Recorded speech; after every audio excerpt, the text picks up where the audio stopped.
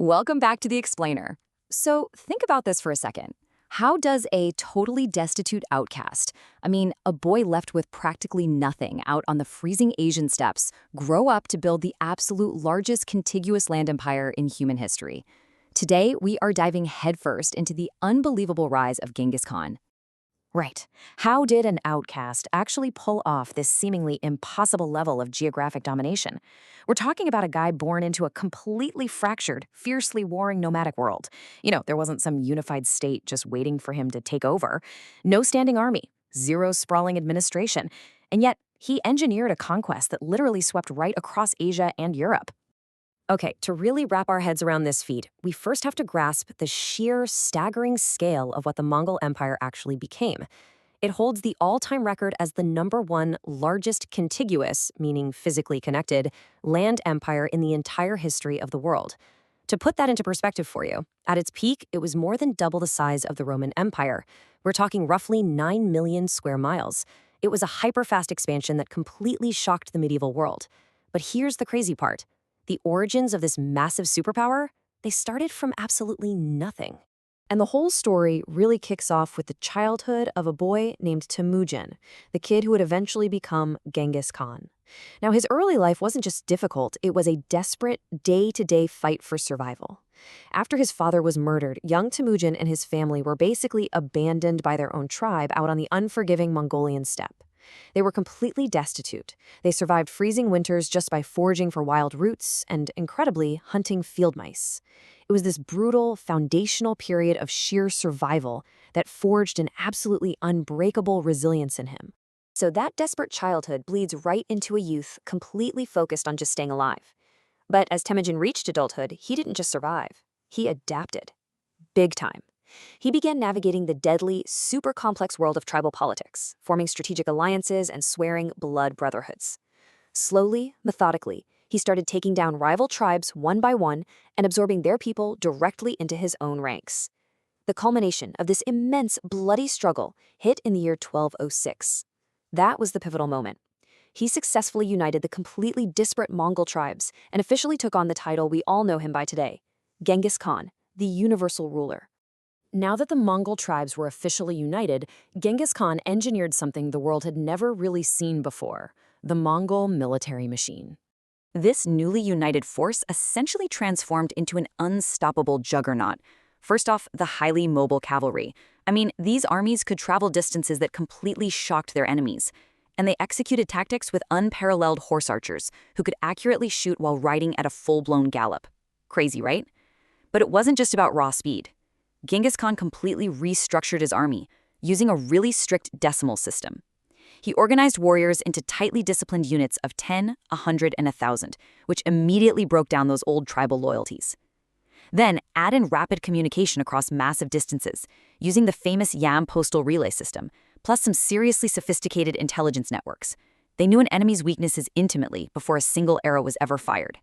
So, with this finely tuned military machine at his absolute command, the conquests began. And let me tell you, the speed and scale of what happened next would literally redraw the map of the world. The empire just exploded outward. Step 1, they pushed fiercely into northern China and Central Asia. The sheer momentum of that expansion brought them into a massive, brutal conflict with the powerful Khwarezmian Empire. Well, they shattered those defenses, which opened up even more territory to the west. From there, it was like the floodgates opened. The Mongol forces spread with terrifying speed across Persia, pushed deep into Russia, and eventually reached all the way into Eastern Europe. Entire kingdoms were falling in a matter of weeks. The geographic borders of the known world were shifting almost overnight across multiple continents. But it begs the question, right? How on earth do you actually govern a space that massive, especially when the central figure holding the whole shebang together is suddenly gone? Because in 1227, Genghis Khan died, leaving behind a sudden and massive vacuum of power. The architect was gone, but surprisingly, the empire didn't just collapse.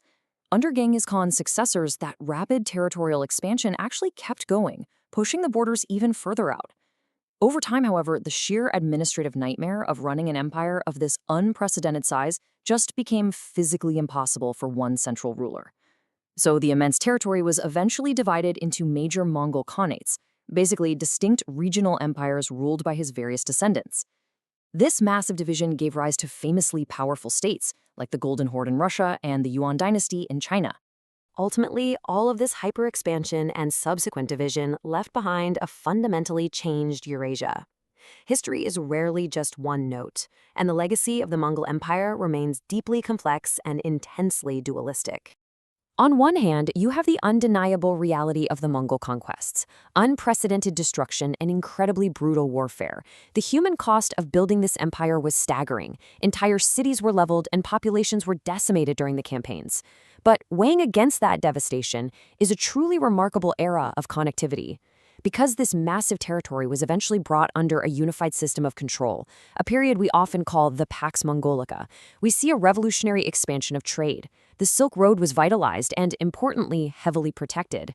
For the first time, there was reliable communication and safe passage across the entirety of Eurasia. This sparked a massive cultural exchange, allowing groundbreaking technologies, ideas, and goods to flow back and forth rapidly between the East and the West. It essentially functioned as a powerful early catalyst for globalization. Genghis Khan truly became the architect of Eurasian history. Honestly, it is genuinely marvel-inducing to trace that path. From a young, destitute boy named Temüjin, literally eating roots just to survive on the freezing steppe, all the way to the founder of the largest contiguous land empire in human history. Through sheer willpower and unmatched military innovation, he fundamentally and permanently altered the globe. His life kind of proves that history isn't always shaped by massive institutions, doesn't it? Sometimes the entire world gets rewired by a single outcast who had absolutely nothing to lose. So, which historical figure should we explore next? I really hope this explainer gave you a clear, engaging look at Genghis Khan and the mind-bending scale of the Mongol Empire. Keep that curiosity alive, definitely leave your suggestions for our next topic, and I will see you in the next explainer.